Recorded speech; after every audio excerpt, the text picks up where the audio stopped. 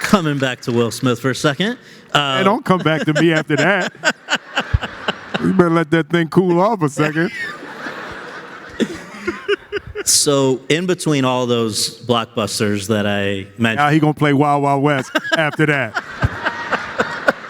See, that's what you do, Scott. I know. I knew you was gonna do me like this. No Wild Wild West tonight. We are here to talk about, in between those popcorn movies, you were doing some character studies every few years that were actually, I don't know if this was coincidental or not, but biopics for the most part, and each one of them, just when people thought they had figured out what you do, you come and hit them with an Ali, Muhammad Ali, 2001, and that was for Michael Mann, or you play Chris Gardner, this homeless father who is trying to do his best in the pursuit of happiness, 2006. Oscar noms for both of those, by the way, just incidentally. And then Dr. Bennett Omalu, a Nigerian immigrant to the United States who figured out that concussions lead to CTE in NFL players. Three tremendous biopic performances, and I guess I wonder, leading into, let's not get into King Richard just yet, we're coming to it, but I mean, the fact you've played a number of real people who, in I guess each case, were alive at the time you played them. Talk about what drew you to those films, the sense of responsibility when you are playing somebody like that. I think first off, I'm attracted to biopics. I'm much more comfortable as an actor if I have a model, right? So, I consider myself naturally a comedian. I consider myself naturally leaning towards comedy. But if I can see someone do something, I can mimic well. Right, so it was easier for me to make the transition into drama when I had a full model. How the person talked was already decided. How the person walked was already decided. What the experiences were. So it felt like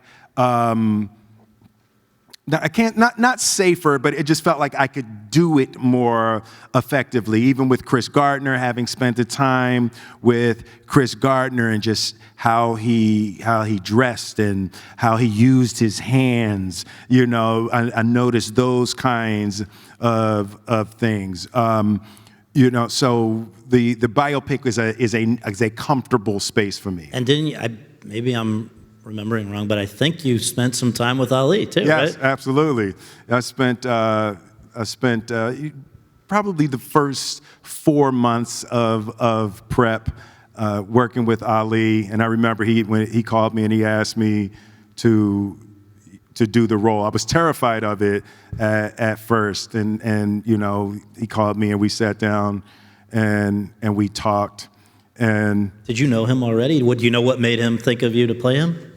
I think Ali had spent a lot of time in Philly, so when I was growing up, I never saw him, but would always hear Ali was in Philly. Joe Frazier lived in Philly, so Ali spent some time there also. I think it was his sense of humor that I understood first. We met, we sat down, we talked, and he had put on some weight. So I'm sitting and we're talking. I reached over, I tapped him on the stomach and said, "Hey, what you got going on there, champ?" And he said, "Oh man, this ain't nothing but a young girl's playground."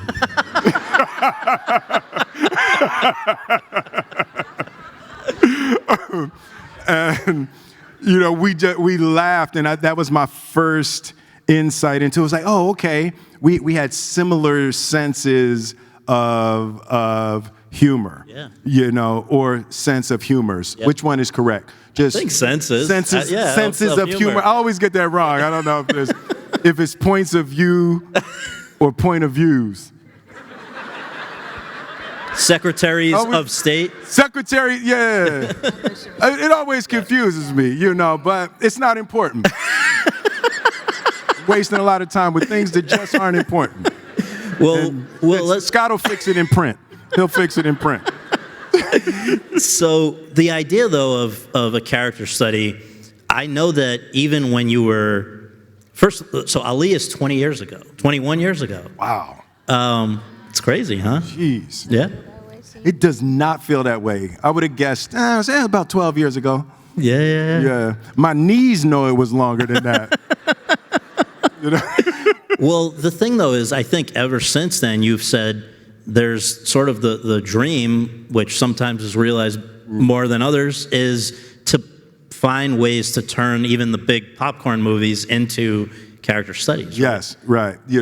I worked with Akiva Goldsman on Hancock, I Am Legend, and I, Robot. And one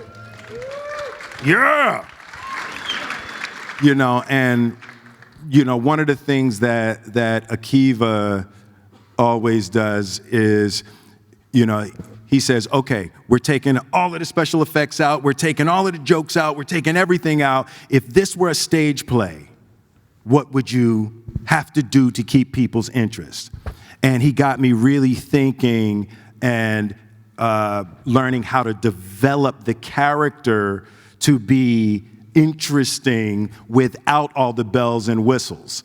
I would say working with Akiva has been one of the greatest experiences of my career. He's been one of the greatest teachers of how to understand the psychology of a character and how to develop the character in a way that's interesting when things aren't blowing up. Yeah. You were saying, like, I Am Legend easily could have been a stage play, right? Yeah, it's very absolutely. few characters, Yes, it's me and a dog. Yeah.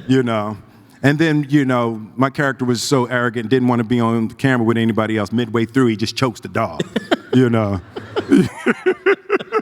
Well, so when the Smith family is at home and it's a quiet Saturday night, let's say, would you personally prefer to put on a kind of popcorn movie or let's say a more of a biopic character study kind of thing? That's interesting. I'm probably 3-1. I'm 3-1. Big giant. I love the DC, Marvel. I just love those kinds of movies and how they're developing now. My favorite one of those of the past probably 10 years is Doctor Strange. Yeah. And it's like I love that sweet spot where you can make a big giant movie, but at the center of it is real powerful ideas. Yeah. And those kinds of movies are leaning that way more and more recently. And I think that's my favorite thing, when you can make that kind of movie, Heath Ledger, to give that kind of performance in that kind of movie. Okay, yeah. I love that combination. Awesome. Well, let's take a look at in Ali in 2001, The Pursuit of Happiness in 2006, and Concussion in 2015. Woo!